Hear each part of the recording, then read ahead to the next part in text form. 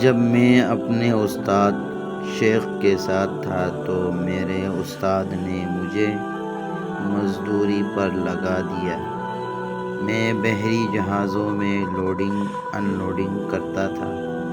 میں سارے دن کی محنت کے بعد جتنے پیسے کماتا تھا، میرا استاد ان میں سے 2 وقت کے کھانے کی رقم رکھ کر میری باقی کمائی خیرات کر دیتا تھا۔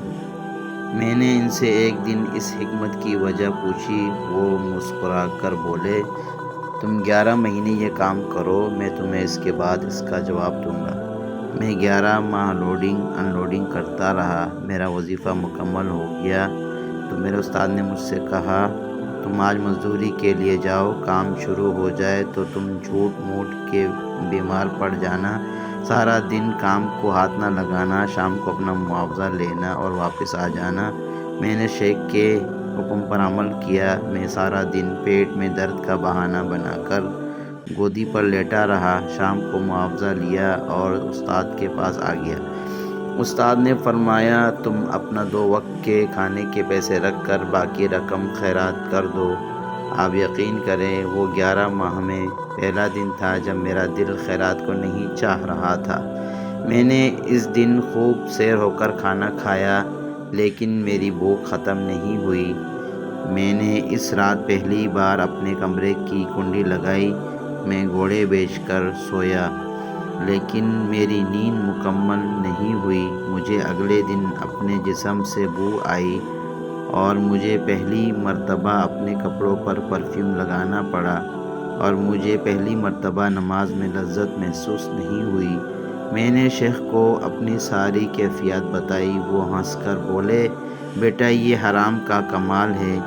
حرام آپ کی زندگی کی تمام نعمتوں کا جوہر اڑا دیتا ہے، آپ انسان سے جانور بن جاتے ہیں۔ میرے استاد نے بتایا، جلال الدین، حرام ہمیشہ آپ کی بھوک بڑھا دیتا ہے، یہ آپ کی نیند میں اضافہ کرتا ہے، یہ آپ کے جسم میں بو پیدا کرتا ہے، یہ آپ کا دل تنگ کر دیتا ہے، یہ آپ کی سوچ کو جھوٹا کر دیتا ہے، یہ آپ کی نیند کو پھیلا دیتا ہے، اور یہ آپ کی روح سے سکون کھینچ لیتا ہے۔ میرے شیخ نے مجھے بتایا، آپ کو آج ایک دن کا حرام 40 دن ستائے گا۔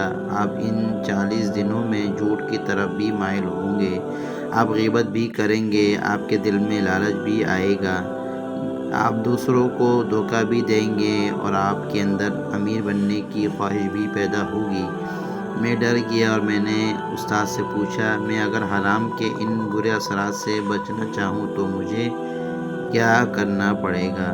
وہ بولے، روزہ رکھو اور خاموشی اختیار کرو، یہ دونوں تمہیں اندر سے پاک کر دیں گے۔ انہوں سر ہلایا اور بولے، میں نے 40 سال کی ریاضت کے بعد جو سیکھا وہ میں تمہیں بتا دیتا ہوں۔ یہ کائنات ایک صندوق ہے، اس صندوق پر اسرار کا موٹا تالا پڑا ہے۔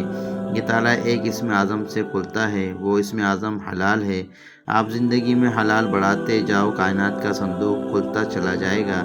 میں نے عرض کیا، اور حرام کی پہچان کیا ہے؟ وہ بولے، دنیا کی ہر وہ چیز جسے دیکھنے، سننے، چکھنے اور چھونے کے بعد آپ کے دل میں لالچ پیدا ہو جائے، وہ حرام ہے۔ آپ اس حرام سے بچو، یہ آپ کے وجود کو قبرستان بنا دے گا، یہ آپ کو اندر سے اجاڑ دے گا، تباہ کر دے گا، یہ آپ کو بے جوہر کر دے گا، بے قیمت کر دے گا۔ اپنے گھر میں، اپنے پڑوس میں اور پوری دنیا میں، پھر معاشرے میں آپ کی کوئی اہمیت ہی نہ رہے گی، اور آپ کے چہرے کی رونق ختم ہو